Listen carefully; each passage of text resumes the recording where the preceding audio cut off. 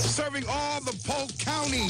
Family Radio 1490 AM, WSIR, Winter Haven, Arbondale, Lake Alfred. The preceding program content does not necessarily reflect the beliefs, opinions, or policies of the ownership, management, and employees of WSIR Radio.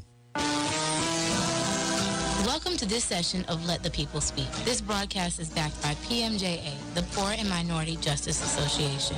PMJA is a civil rights organization that campaigns against police brutality, false charges, and false arrests in poor and minority communities. We are not attorneys and we do not give legal advice, but we do stand up for justice. Enough is enough. Let the people speak. Hello, everybody. This is Brother Talex. Another edition of another broadcast here with PMJA, the Poor and Minority Justice Association. I have our dear colleague, friend, mentor. We can keep going. I don't want to flatter you because I'm sitting next to you. Thank God to have Elder Mitchell with us again on this broadcast. Elder Mitchell, how are you doing today? I'm doing fine. Well, we have another great broadcast for you, and we're gonna get into it. But just want to do some clean house and want to let everyone know that we're not attorneys. We're not here to give any legal counsel or opinions, but we're here simply stating our personal opinions on various matters as it relates to our community. Again, we're live today, so if you would like to call in at any time, at any point of the show, you can always give us a call at 863-401-8449. Again, that's 863-401-8449. If you would like to join us on live stream, you can please log into www.familyradio1490.com. Again, that's www.familyradio1490.com, and you can join us on the live stream. So we have a great broadcast. Just wanted to open up. We do understand it's the month of February. It's Black History Month. So we're proud of that, and we want to. I know this month, we at least to open up the broadcast, we just want to spit some Black history facts out. And, you know, our schools today at elementary, this is one thing I've learned, excuse me, one thing that I've learned is Black history does not start at American history. So what they teach us in our schools today is American history and try to incorporate Black history with American history, where in fact our history existed well before America. Exactly. So a lot of the topics that they teach Black History Month in schools, you know, I didn't know any better when I was young, but I wish I did know better. But just think about it: when you were growing up, they never really spoke of the absolute achievements of Black, but more so spoke of the suffering of Blacks. And it was kind of strange. You sitting in the class, you got some whites and some Blacks, and we could spend the whole year speaking of the achievements of all the white people in history, past presidents and everybody else. But then when it came our turn, all we spoke of was the suffering. Yes. So now as an adult, that bothers me. And we appreciate all the, you know, forefathers in Black history that's paved way for us to be in the position we are in today. The obvious ones, MLK and, you know, Malcolm X and, you know, Medgar Evers. You know, we can go on and on and on.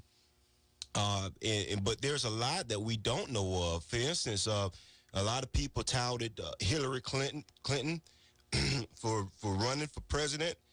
But she wasn't the first woman to run for president. Right. It was Shirley Chisholm. Exactly. That was a Black woman. Right.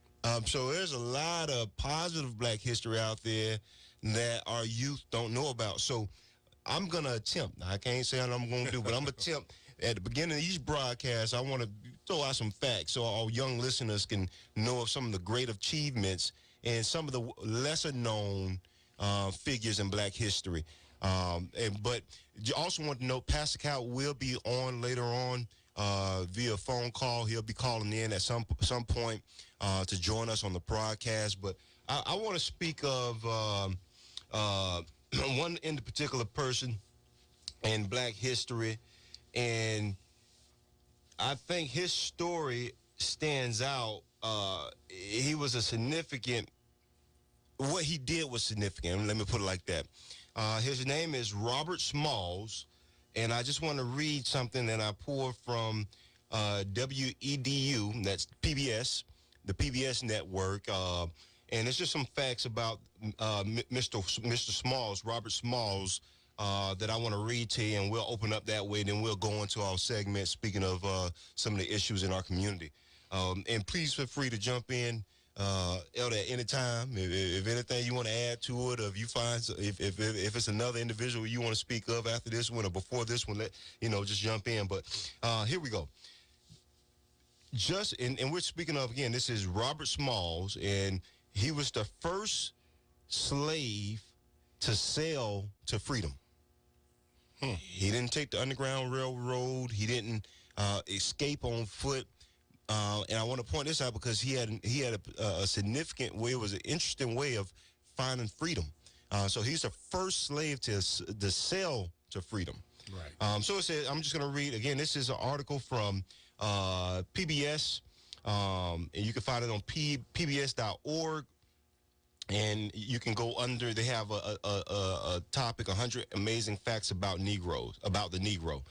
It says here the topic of the article says which slave sailed himself to freedom? Question, and it starts just before dawn at May 13th, 1862. Robert Smalls and a crew composed of fellow slaves, in absence of the white captain and his two mates, slipped a cotton steamer off the dock, picked up family members at a rendezvous point, then slowly navigated their way through the harbor. Smalls, doubling as the captain, even donning the captain's wide-brimmed straw hat to help to hide his face, responded with the proper coded signals as two Confederate checkpoints, including at Fort Sumter itself and other defense positions. Cleared, Smalls sailed into an open sea. Once outside of Confederate waters, he had his crew raise a white flag and surrendered his ship to the blockading Union fleet. And in fewer than 4 hours, Robert Smalls had done something unimaginable. In the midst of the Civil War, this black male slave had commandeered a heavily armed Confederate ship and delivered its 17 black passengers, 9 men, 5 women, and 3 children from slavery to freedom. Our story begins in the second full year of the war. It is May 12, 1862, and the Union Navy has set up a blockade around much of the Atlantic and Gulf Coast. Inside it, the Confederates are dug in defending Charleston, South Carolina, and its coastal waters, dense with island forts, including Sumter, where the first shots of the Civil War were fired exactly 1 month before, attached to General Roosevelt Ripley's command in the CSS Planter, quote, a first-class coastwise steamer, end quote, hewed locally for the cotton trade out of, quote, live oak and red cedar, end quote, according to testimony given in a U.S. Naval Affairs Committee report 20 years later. After 2 weeks of supplying various island points, the Planter returned to Charleston's docks by nightfall.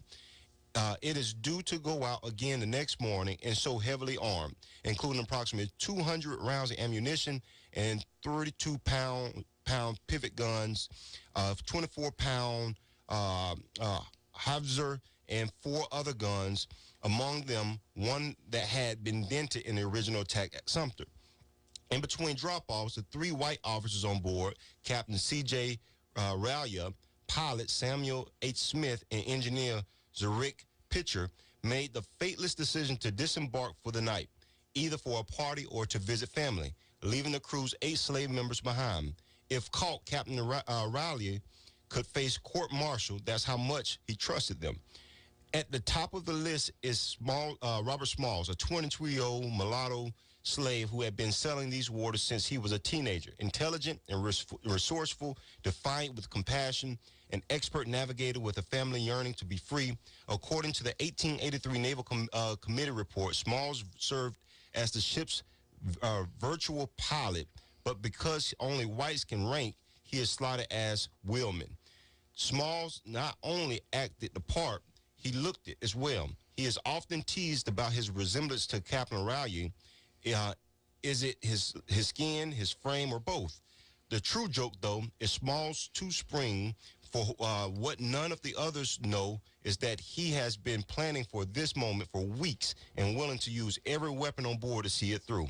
Background: Small was born on April 5th, 1839, behind his owner's city house at 511 Prince Street in Beaufort, South Carolina. His mother, Lydia, served in the house by growing up in the fields, where at the age of 9, she was taken from her own family on the Sea Island. It is not clear who Small's father was. Some say it was his owner, John McKee, others his son, Henry. Still others, the plantation manager, Patrick Smalls. What is clear is that the McKay family favored Robert Smalls over the other slave children, so much so that his mother worried he would reach manhood without grasping the horrors of the institution into which he was born. To educate him, she arranged for him to be sent into the fields to work and watch slaves at the whipping post. The result of this lesson led Robert to defiance, wrote great-granddaughter Haley Balware Moore and historian W. Marvin Dulany. And he frequently found himself in the Beaufort jail. If anything, Small's mother plan had worked too well, so that, fearing for her son's safety, she asked McKee to allow Smalls to go to Charleston to be rented out to work. Again, her wishes were granted. By the time Small turned 19, he had tried his hand at a number of city jobs and was allowed to keep $1 of his wages a week. Quote, his owner took the rest, end quote. Far more valuable was the education he received on the water. Few knew Charleston's harbor better than Robert Smalls. It's where he learned his job on the planter. It's also where he met his wife, Hannah, a slave of the Kingsman family working at the Charleston Hotel. With their owner's permission, the two moved into an apartment together and had 2 children, Elizabeth and Robert Jr. Well aware this was not guaranteed for a permanent union, Smalls asked for his wife's owner if he could purchase his family outright. They agreed, but at a steep price, $800. Smalls only had $100. How long would it take him to save up another $700? More indulgently, as unwittingly, Smalls look enough alike Captain Raleigh gave him his backup. To white Confederates, Union ships blocking their harbors were another example of the North's enslavement of the South. To actual slaves like Robert Smalls, these ships signaled the tantalizing promise of freedom. Under orders from Secretary Gideon Welles in Washington, Navy commanders had been accepting runaways as contraband since the previous September. While Smalls couldn't afford to buy his family on shore, he knew he could win their freedom by sea. And so he told his wife to be ready for whatever opportunity dawned, the escape on the planter. The opportunity is at hand on the night of May 12th. Once the white officers are on shore, Smalls confined his plan to other slaves on board. According to the Naval Committee report, 2 chose to stay behind. The design was hazardous in the extreme. It states, and Smalls and his men had no intentions of being taken alive. Either they would escape or use whatever guns and ammunition they had to fight, and if necessary, sink their ship. Quote, failure in detection would have been certain death, end quote, the Navy report makes plain. Quote, fearful was the venture, but it was made, end quote. At 2 a.m. on May 13th, Smalls dons Captain Raleigh's straw hat and orders the planter's skeleton crew to put up the boilers and hoist the South Carolina and Confederate flags as decoys. Easing out of the dock in view of General Ripley's headquarters, they paused at the West Atlantic Warp to pick up Smalls' wife and children, along with 4 other women, 3 men and another child. At 3:25 a.m., the planter accelerated, quote, her perilous adventure, end quote. The Navy report continues, it reads more like a Robert Louis Stevenson novel. From the pilot's house, Smalls blows the ship's whistle while passing Confederate Fort Johnson, and at 4:15 a.m., Fort Sumter, quote, as coolly as if General Ripley was on board, end quote. Smalls not only knows all the right naval signals to flash, he even folds his arm like Captain Ripley, so that in the shadows of dawn, he passes convincingly for white. Quote, she was supposed to be the guard boat, and allowed to pass without interruption, end quote. Confederate aide Cape F.G. Ravenel explains defensively in a letter to his commander hours later. It is only when the planter passes out of the rebel gun range that the alarm is sounded. The planter is heading for the Union blockade. Approaching it, Smalls orders his crew to replace the palmetto and rebel flag with the white bed sheet that his wife brought on board. Not seeing it, acting volunteer Lieutenant J. Frederick Nichols of the USS on board ordered his sailors to open her ports. It is sunrise, Nichols writes in his letter the same day, an illuminating fact that may have changed the course of history, at least on board the planter. For now, Nichols could see. In the Negro Civil War, the Dean of Civil War Studies, James McPherson, quoted the following eyewitness account, quote, just as number 3 port gun was being elevated, someone cried out, I see something that looks like a white flag. And true enough, there was something flying on the steamer that would have been white by application of soap and water. As she neared us, we looked in vain for the face of a white man. When they discovered that we would not fire on them, there was a rush of contraband out of her deck. Some dancing, some singing, whistling, jumping, and the others stood looking towards Fort Sumter and muttering all sorts of things against it. And the heart of the soul, generally, as the Sumter came near and under the stern of the Onward, one of the colored men stepped forward and talked, and taking off his hat, shouted, "Good morning, sir. I've brought you some of the old United States guns, sir. That man is Robert Smalls, and he and his family and the entire slave crew of the planter are now free." I'm not going to read the rest of that, but that's one particular story that was quite interesting to me. I actually got that from Pastor Coward, but we hear all these other stories of these slaves, the slaves escaping, and the wisdom they had to use to navigate the evening stars to make their way through the passage.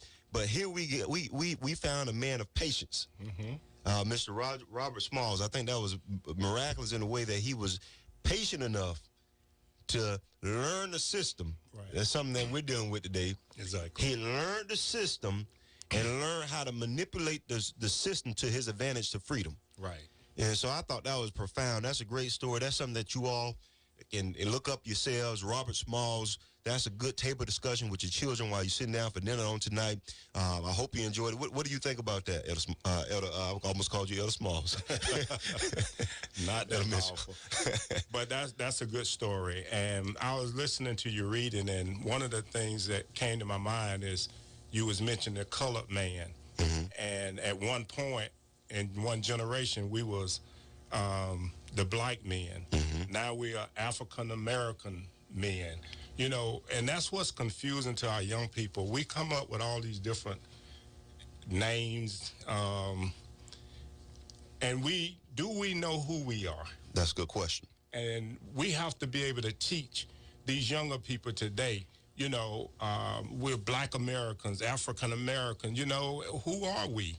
And this is why we need more than just February to talk about black history, you know, because you came out a different generation than I did, and our teachers back in the 60s and the 70s, they taught more about black history. So I had some knowledge and still have knowledge, but before I give up some of my time, I wanted Jerome J.J. Corbett in Bartow. They talk about him now because he's one of the only 3 smoke fighters that was come out of World War II.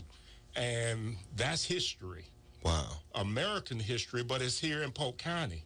There's a lot of history, you know, in Polk County, and we have to be able to filter through history and point out, you know, our dear brothers that's paved the way for us, you know, and that's one of the things that I hope through our mission, once we get, you know, past this Lakeland Police Department thing, that we can point out more history. My brother, Master Sergeant Keith Mitchell, he's retired. He went to 4 different wars in 40 countries. Wow. People don't know that, even though I addressed it at the commissioner. That's a hero. Absolutely. We need to know more about, you know, people in our community, our relatives who paved the way. you know, and that's very, very important. I'm glad you brought it up. Absolutely, and I'm glad you brought up those examples that you mentioned, because I believe exposure is everything. If all I know is Winter Haven, that's all I'm going to do. And if all I know of the people in Polk County, that's all I'm going to gain. Right. Once we start exposing our youth to more, one thing that I like to do whenever I'm mentoring young people, I like to get them out of Polk County. I take them places. Right. And I try to allow them to, and on my dime, a lot of times, I try to allow them to enjoy some of the finer things. Right. I'll take them to a very nice restaurant. I'll take them to a very nice establishment. You know, I just like to get them out to see that it's bigger than you. And once they get that, and I think that's what traps our young people at times, is they get stuck in the Polk County mentality, and they think, if I can gain this corner, I gained everything. No, it's bigger than the corner. Right. And there's more to gain. Yes. And you won't understand that unless you understand who you are in the capacity of your power within. Right. You know, and we all know you add Christ, that amplifies that. But just knowing who you are as a people. Right. We actually went over some biblical history on last week when we was talking about you know, the Havilah and all of that, and talking about Black history. I always want people to know, why do they call Africa the motherland? Right. Why is that? It's the one place that it features almost every species. I ain't say every, but practically almost every species of animal. Right. You can find in Africa, the motherland. But all you hear about in Africa are the few countries that are deprived. You see the big bloated, you know, the starved children, Right. the bloated belly starved children images, save the children infomercials and all this other stuff. But they don't show you the flourishing countries, the prosperous countries, and the history of those countries. And then they don't show you what caused those countries to go into that place of poverty. Right. You know, so that continent has rich history, and it's a reason why. And I'm pose that question to the listener audience. That's the reason why they call it Mother Earth. That's true. Because all things came from it. They call it the motherland, Right. Because all things came from it, and so it gets pretty deep. So with secular history and biblical history, Black history is embedded. And when you say biblical history, when you look at the geographical areas in the Bible, and when they talking about Egypt and where Jesus come from, so it almost help you understand who he was. But America itself want to portray Jesus to be some other person looking like a white man, but the type of hair in his skin, it tells you that he was a Black man. Yeah. But the Bible, you know, it speaks for itself in the geographical areas of where things happen, where Jesus came from, the areas that he went into. Paul, they, you know, wanted Paul to go and identify with some people that looked like him so they could be strong. And that's what happened, and that's what we need to do as Paul, strengthen our young people and let them know where they come from and who they are. Absolutely. And just piggybacking on that, you go through the scripture and you look up that word Negro, Niger. And you look it up. Right. And see what that definition is. It means black. And that's where the term Negro and nigger comes from. Black, Negro, black, Niger. So just do your, that's something to look up. Do your research. Black don't mean bad. And we've been taught systematically that Negro translated to the N-I-G-G-E-R-A-R means something bad. They tried to flip it and make it something bad. But if you go back to the original word, right, Niger, N-I-G-E-R, and then translate that into a common language, you'll understand that it means black. It's just as simple as that. So there was black folks in the scripture. Right. One of your apostles, specifically, called him Barnabas. Barnabas. They said that he was black. Right. So it's good stuff in the scripture. you'll find, and if you do your tracing, your scripture, you'll find that Barnabas was out of the tribe of Levi. Right. And so if he was in that tribe, there's a clear indication that tribe was a people of color. That's right. And then if you look at that tribe, the brothers of Levi were one of those brothers was Judah, in which the tribe that Jesus came from. Right. And if they had the same mom and daddy, that means they would be of the same complexion. So y'all get where we're going. Yeah. So you can trace it, but that ain't our job today. We just want to throw some black facts out and allow folks to appreciate themselves. For all these years, being called nigger, walking on the side of the road from the groceries, from the convenience store, a corner store, I've had those experiences. Being degraded when a white first get mad, when being young, when a white boy or girl get mad enough at me and really want to get up under my skin, calling me nigger and all that stuff there, I got power over that word now. Right. Because I'm not the ignorant one now. That's right. You see, so we just want, and that'll help. And I wish I knew what I know now, because I wouldn't use my fists, but I'll use my tongue. Exactly. So I'll use my anger to educate versus my anger to fight. And don't forget about that pencil and paper. That pencil and paper. We're going to get to the pencil and paper. We had a very productive meeting that was this week, right? Monday. Sorry, y'all, we stay busy. But we had a very productive meeting. Mitch, you want to explain what occurred on Monday? What went down on Monday? Monday, there was a few of us, pastors, ministers, bishops, that had a meeting with the Lakeland chief of police, who we found out is Mexican, and we talked with the assistant chief of police as well. But we was there, and we was there for the young man that was killed in Lakeland at Salem's December the 26th. And it was really a powerful meeting.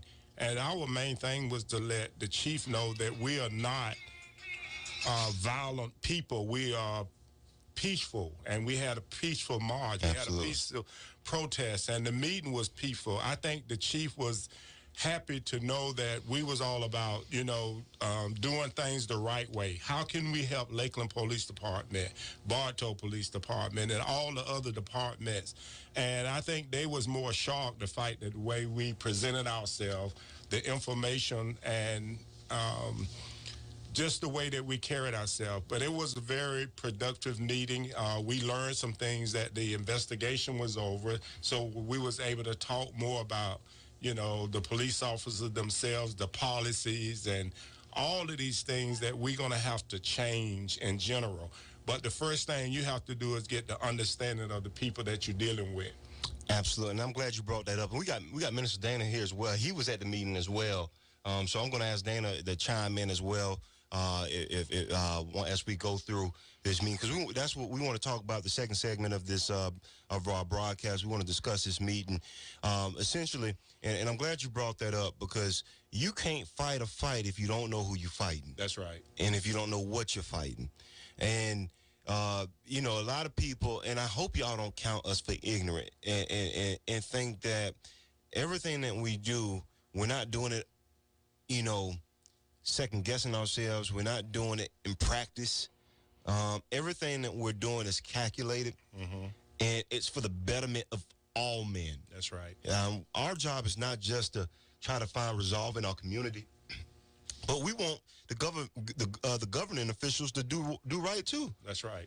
We want the police agencies to be corrected. We want our state attorney to be corrected. We want our sheriff to be corrected. We want if everybody doing good, they'll be good. That's right. So our job is not to come down and chastise our own community or cry out for our own community. We're going to do all that, because right is right and wrong is wrong. We're going to call wrong when it's wrong, and we're going to call right when it's right. But we entered this meeting, and I think they probably had this perception that we were going to come in barking. You killed this young man, and how dare you?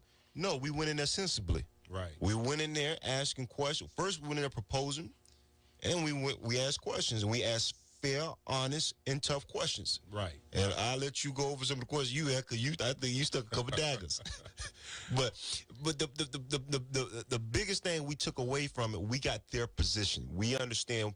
We have a better understanding of where they stand with this ordeal. It's not something we agree with, but we have a better understanding of what we're dealing with now. Right. You know. So you want to speak on that? Well, basically what you're saying is we want to hold them accountable. Absolutely. They have to be held accountable. What people don't realize is the police work for us. We don't work for them. We are taxpayers. And we have to give our voice. We have to give, and back to Black history, they look at us one way, and we are not that way because of their perception and their education. But once the police chief and the assistant chief started using codes, they wasn't ready for that. They wasn't ready for that. They didn't know that I was in law enforcement for 10 years, and when we broke the codes down, you can see they almost had their hand up, you know, and their guards up. But it got to a point where now we can talk and be reasonable about what we are talking about, and you're not talking over our heads. And I think the beauty of the men that was there, we was, and I like to say, we in our own lanes. We know our position. We know what we can do, what we can't do, and nobody stepped out of line. And again, you know, I was posing questions in a law enforcement standpoint that I know. I was in law enforcement for 10 years. Once they found out that I was in law enforcement, they kind of like tone change. Yeah, and so what we propose, what not going to say what we propose, what we actually introduced to them. We made some public record requests from them, from the lake. So it's information that they had. It's not something that we threw at them like I got you moment or try to surprise them. This is their information, and we just reintroduced them to them. Right.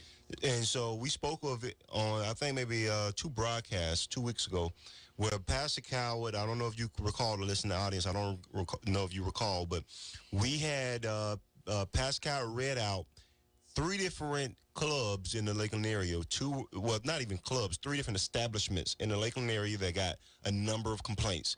One was Salem's Restaurant. Right. The other one was called the Rumors nightclub, and the other one was called Wild Bills or something like that. I'm sorry, y'all.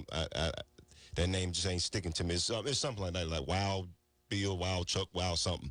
But it's a country bar, I'm assuming. That's nice. So Salem's is, as you know, after hours, predominantly black. Rumors on certain, now it's my understanding, and I'm not a clubber, but I'm an ex-clubber, but it's my understanding that Rumors have different nights. So one night may be Latino night, one night may be youth night, one night be the hip-hop night, but the particular night that we poured the numbers were for the hip-hop night. Right. Predominantly black crowd. And we also poured the numbers for the Wild Bills. I'm just going to call it Wild Bills. I don't know if it's called Wild Bills, but that's what we're going to call it today for my sake. And we found out that Wild Bills had more assaults, more fights, more complaints than Salem's or Rumors together. And this is the kicker. Rumors has a larger crowd than either one of them, but yet Wild Bills, which is a smaller establishment than the two, had more assaults and fights. Right. So our question was, in the same report we pulled, I think Rumors had like close to 130 or something calls police. Let me back up. I think Rumors had a large number of police presence. Right. Unvolunteer police presence, meaning no one, and you helped me with the terminology because this is where you were, amazing in the meeting because you knew layman's term. You knew exactly what, you knew the language to speak. But they had a larger presence at Rumors and a larger police presence at Salem's, and had less of a presence at the Wild Bills, but Wild Bills was still having more incidences. Right. More violence. And our position was, hey, even though we got the larger crowds and we're more calmly, why are we getting all the attention and all the police presence when you got this other bar down the road? They fighting a lot more but got less police presence. Right. This is where I say it's good to have these meetings because that was our position. We wanted them to answer that. That was a tough question. Right, it was tough. And we forced them to answer it. Well, I ain't going to say force them because we didn't twist their hand behind their back. Right. But we posed that question too, and I believe they gave us an honest answer. Well, and he knew it. And he knew where we was coming from, and he agreed to what we, he was unprepared. He didn't know what we was going to ask for, but he agreed to what we proposed. Pastor Coward had all of the numbers, and like you said earlier, we do our investigation. Mm-hmm. We don't just go out speaking and talking and just being wild and ignorant and not knowing what's going on. So that was a great thing. But the chief said, hey, man, y'all right. Yeah. So how can we change this thing is what we want to do. Why are you trying to intimidate our young black men and black females in that same respect? And just for clarification, we were speaking to the newly appointed police chief, Chief Ruben Garcia. So it's not Giddens anymore. He's out. Right. He retired. But it was Chief Garcia is who we were dealing with. And I apologize. I forget the name of the assistant police chief who was present. And then we also had the director of, I think, their information department. I can't think of his name right off the bat. But they had three Gross. And then the assistant chief, his last name was Taylor. Mm-hmm. All right. So it's Chief Taylor, Chief Garcia, and Gross. So those three were present, and their rebuttal to that, or their explanation to our question, because we had an issue with why are we in this, and we told them, hey, this looks like profiling. It is. This is textbook profiling because you have black people, they require more presence, but you have white folks cutting up worse and they require less presence. Chief Garcia said it is exactly as it. He told us. He said that the numbers aren't lying. We do have a larger presence at those, but this was their justification. We have to be fair and disclose all what was said, and their justification was, well, Wild Bills, they hire officers on a regular basis every night that they're open, and he said Rumors hires officers on only Pacific occasion, so I guess when they know they're going to have a big night, they'll ask for detail. And so for that reason, he believes that the numbers are skewed because they don't need a larger police presence because they already have assigned officers to that bar. Right. But they're having more violence, even though they are hiring, but they're still having more violence. Yep. So that don't make sense in a way, but, we crossed them up. Yeah, and again, I told you, I just got to give you the answer. That was the answer, y'all. I want to be pretty transparent. That was the answer. Yeah. That was the answer. So just to let you know, we're not in there. Our objective is not to rub elbows and say, I know the chief. Right. I done seen way too many famous people in my life to be happy now. Yeah, exactly. So we're not that type of people where we just want the authority and power to know that we can call the chief and be in his office. That don't mind us whatsoever. I want all black men to live. Right. And all women to live. We want the same chances. So it got, would you say, it got pretty emotional at one point? Yes, very emotional. And, I want to say this about the black people. We are so smart. Mm-hmm. We are so intelligent. We intimidate white people.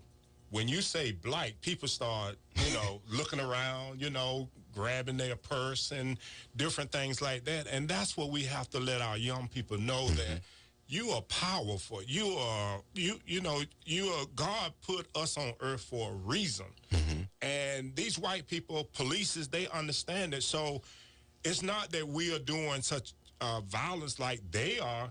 It's that we are black. And it's intimidating, because it just uneducation. It's a lack of knowledge. It's a lack of experience. And some people just don't want to know. Absolutely. But black is powerful, not fearful. Absolutely, and I love that. I love that phrase. And that's absolutely true. And so one of the things that we wanted, one of the main objectives of having this meeting, we wanted to display our perspective on the shooting. Right. And we did something that was very difficult. We went into the chief's office and sat down in that little conference room, and we essentially demanded. And when I say demand, please take it in the right tone. We didn't stuff nothing down. We did it with emotion and plea. Right. And specifically, it was stated, hey, Pascal said, I don't beg for nobody. Right. But if you want to call that today, this is what I'm asking. And by this time, and I'm trying not to get ahead of myself, y'all, because there was a lot going on. By this time, we had already been informed that they had concluded their investigation and had turned their investigation over to the state attorney's office. Right. So they're done, y'all. They're done. They're done. So they're done, and this is our mere opinion. Right. We believe their position. They didn't tell us their position because they're not privy to speak on the details of the investigation because technically it's still open because the state attorney has it. And so they're done. They've turned it over to the state attorney. We believe that their position is what they stated on TV. Exactly. And what they reiterated on TV is that the shooting was justified in the fact that this young man tried to run over a police officer. Right. But they only use certain videos when I mentioned to them about video 11. And they was kind of shocked. You remember the assistant chief asked the information officer, who gave you those videos? Speaking to Pastor Kyle. Yeah. And that was a big boom in that room, and I could tell they really didn't like the fact that the information officer, through request, gave him those videos, but they only looked at certain videos. But let me explain one thing real quick about the police department. They do investigation. They don't bring up the charges. That's why we have to continue putting the pressure on the system and the process and to let them know and to see the correct videos. So, and like I said in the meeting, it turned the whole thing around. I said, these murderers. You said it a number of times. Murderers. That's what they are. We saw the video. Now, I don't know if they saw it, but we saw it. And that's what we have to press. And that's what we pressed for. So our plea was that they would go back, and we agreed, and we resent them their own video. Right. Their own video. And so they agreed. Chief Garcia specifically agreed to go back and review all of the video. Right. And they also agreed to view the video that we drafted that has our commentary alongside the video and our breakdown of the video. He agreed to view that as well. We sent both videos. Well, I ain't gonna say both because one format had multiple videos. I think it had up to 16 camera angles. Right.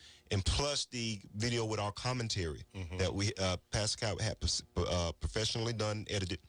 We sent both of those to them, and they agreed to review. I can't recall if they said they were gonna reconsider, but they said they would review, not reconsider our position. Right. And so I think that in itself, you can't walk away from a meeting without any gains, or it was of no effect. And I think that in itself, to have, and all we can take is his word right now. Right.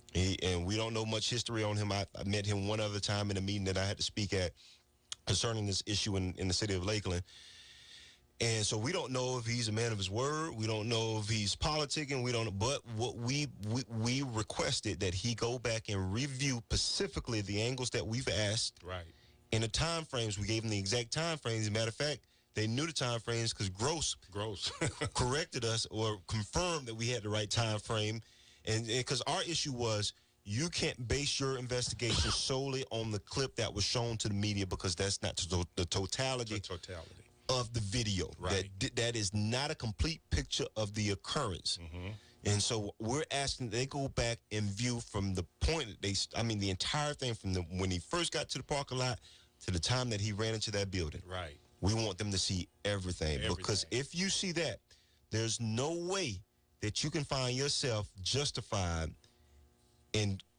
And we told him, we said, I believe Pascal said specifically, hey, we understand by telling the truth, you're going to have to open yourself up to liability, but it's worth this young man's life. That's right. That's more than likely, I'm not involved in it, but there's going to be a civil suit whether you charge the officer or not. So that shouldn't have any weight in your decision of doing the right thing. Right.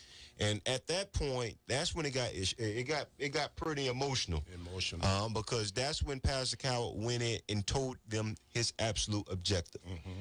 And in so many words, he said, "I'm not here trying to gain a friend." I'm paraphrasing big time, y'all. "I'm not here to be buddies. I'm not here to come against anybody, but he wants his people to be done fairly. He wants justice, and he wants a fair shot at justice. Because what I call justice and what you call justice may be two totally different things. We want justice as the Constitution lays out. Right. Due process. That's true. So, and at that point, we had to take a break because it got kind of emotional, and it got emotional in there. Very. And that's why I think that's the advantage of having God on your side. Because something that's supposed to be diplomatic and something that's supposed to be most logical, right? It became more spiritual. But we ended this entire meeting in prayer. In prayer, that's right. And we want justice and not just us.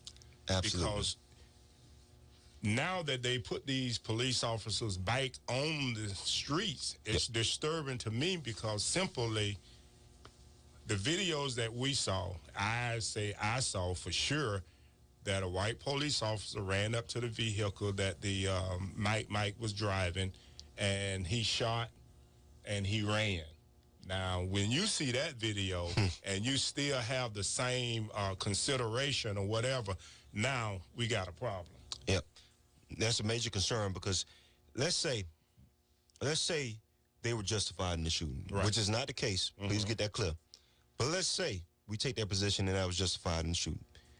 As an officer, if I was a police officer, and I know that one of my fellow officers that was engaged in a gunfight with this suspect, engaged, shot his weapon, and fled while I'm still shooting, I wouldn't want him on my force. Right. I wouldn't want him riding alongside me, and I definitely don't want him for backup. That's when you start spinning them coals out. Yeah, right. I remember that's about time you start spinning some coals out. Right. So, and I'll let you elaborate on that. Well, basically, I understood what was going on. I understood. It wasn't, audio. So I basically had to go about what I saw. And that's when I started using the codes in reference to the shooting. And it was just so disturbing, man, that, like you said, it was emotional. I'm getting emotional now, just thinking about this and thinking about their decision and them to reconsider. But the codes that they was using, they thought we didn't understand it until I spit them out. But the whole thing is, let's communicate. You don't throw out codes because you're not communicating. If I don't understand you and you don't understand me, that's not communication. So don't try to use your little slick codes and try to talk above our head, which that's what they thought they was going to do until they understood that I knew what they was talking about. It's like a person speaking Spanish and you don't know what they're saying, and then you get the real translation. So... So it was very productive. Dana, what do you say? What's your take on the meeting overall and some of the things you think we walked away with? Well, I think the meeting was very productive. But just sitting here thinking, Dr. King said something one time. He said, "Where do we go from here, chaos or community?" And it just made me think. I was just thinking about a fear that I have, and the fear I have is that. When you have badges and guns and all these other things to bring our people into compliance, what's going to happen when that fear removes from the black community? What's going to happen when that young man doesn't care about losing his life? Because we've been more associated with death than life itself anyway. Whether it's through incarceration or whether it's through the system or whatever. So my question is, and it's a fear that I have. Once that fear is removed and the things that is supposed to bring, people into compliance is no longer works, where do we go from here? So, and it just made me think about that, and I really pray for our people as far as in the communities and the black communities. But that was my take. I didn't want to say anything in the meeting, but I just wanted my leaders to speak. But that's what I want to bring to the table. And where are we going from here? What would happen? Yeah, and that was a great point. And dealing with them, one thing that we understand, and this is a mutual understanding that we all had coming into the meeting, is we're not here trying to fight Lakeland PD. Right. We're here trying to tackle a system. And in dealing with this system, you have to learn how to manipulate and move and navigate through this system. Right. And so we're not so angry at the officer. We're angry, but our focus and our energy and our attention is not at the officer that shot. But we want to know the system behind this, of it, where now, because you one of your officers have done wrong, you're going to frame this black man to look like he was all wrong. Mm-hmm. And you're not going to share any of the negligence of that night. Right. Something tragic happened on that night, and it all wasn't on Mike. Right. Maybe he was in the wrong car at the wrong time. That may have been his mistake, but that shouldn't have cost his life. Right. The other part of the negligence belongs to you, the police department, this system. Right. And what the system does is now manipulates the media and put this statement out and put this video out where it can't be contested that they were negligent in any capacity. Right. And now the fight of the system is now trying to change everyone else's mind. And black folks, we can be very opinionated.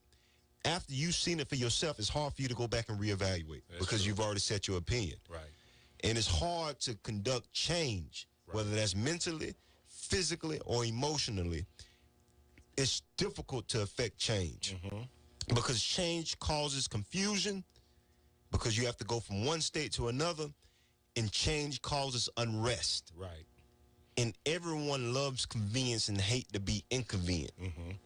So in changing this system, yes, it's going to cause some inconvenience.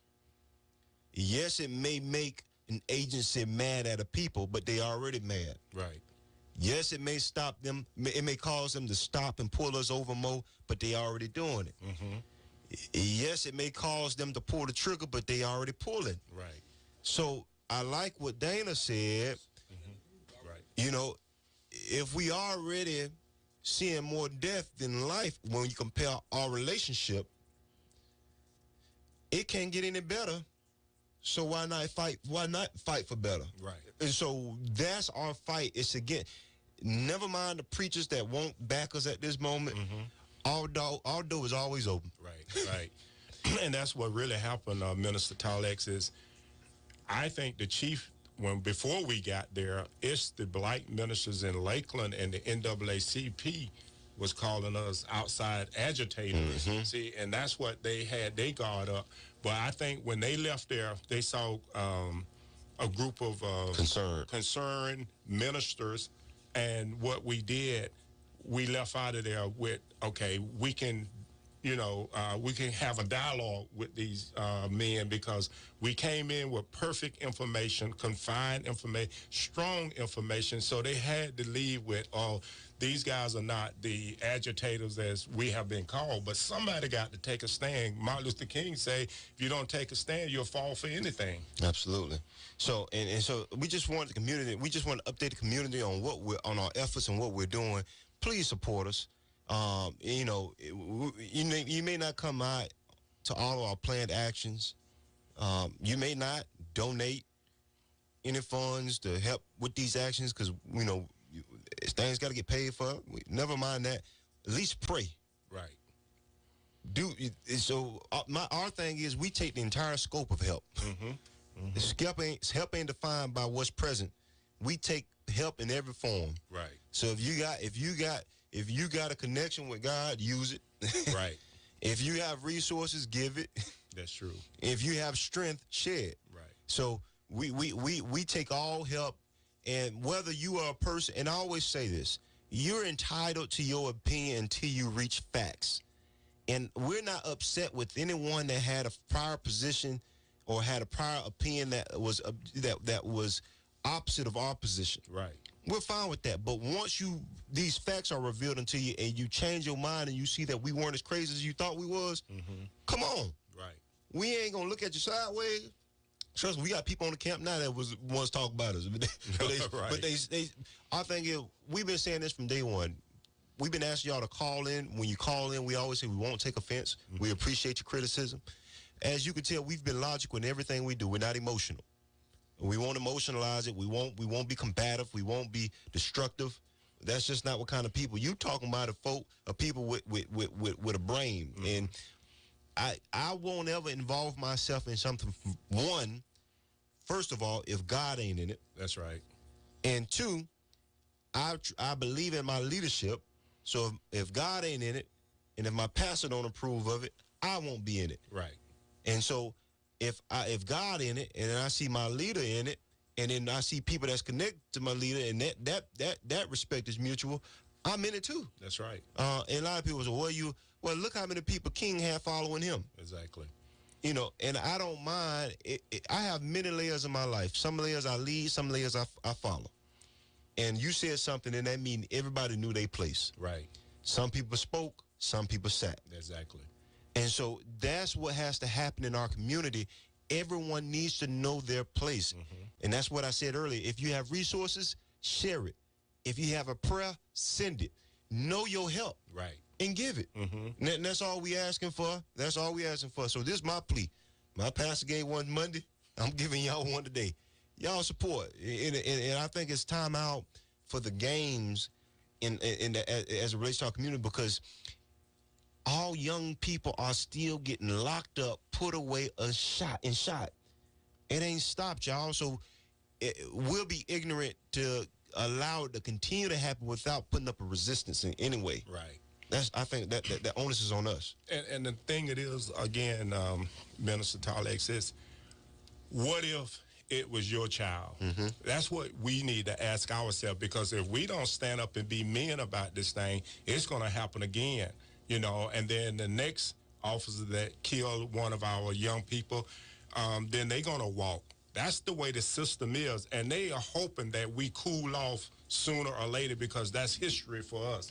We easily to cool off and accept whatever, but we got facts, we got videos, we got everything that you need to convict these guys once they point out. Because like I told the chief, if I was working with Lakeland Police Department, I'd be dragging that guy to justice. Yeah. You know, and next is, again, the police department do the investigation. Next, to go to the state attorney. They make the charges, but we got to be on top of the state attorney. Yep. You know. And that's next. That's next. So, and we made that clear in our meeting.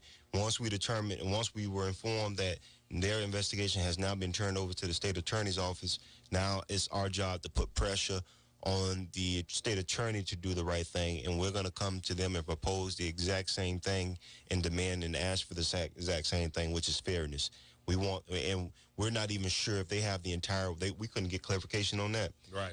For one, they couldn't speak on it specifically, but we couldn't get clarification whether they sent them just the short edit version of the video to their point, to their side of events, or if they gave them the entire video. So we're going to make sure that the state attorney get the entire video, so that way they can see the entire thing and don't base their charges or their lack of charges on just a few seconds of that entire night. And that's why we couldn't wait. People say, wait until the police do. No, if we'd have waited, we never got these videos. You can't wait. Absolutely. Well, family, we love y'all. We appreciate y'all. Our time is short. Dana, you want to close us out? I'm just happy to be here and thank God for PMJA. And Etta Milcher, any final word? I can't talk now. I guess I don't use them all up for this hour. Any final words? I'm just happy to be part of, and I really appreciate the hospitality that Pastor Coward, yourself, Dana, and the rest of the guys, y'all make me feel like I'm at home. And that's what it's about. We all family, y'all. We all family. And once we understand as a community that we are family, we'll get along. It's as simple as that. We love y'all. Thank y'all.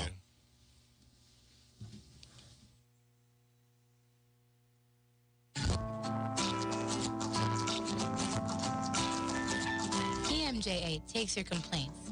If you would like the assistance of PMJA, please contact us at 863-551-3531 or 863-551-3424. 824. And thank you for listening to this broadcast of Let the People Speak. The preceding was a sponsored program. Its content does not necessarily reflect the beliefs, opinions, or policies of the ownership, management, and employees of WSIR Radio. Change the world, let me be. Family Radio 1490 AM WSIR, Winter Haven, Haines City, Dundee, Lake Wales, Bartow.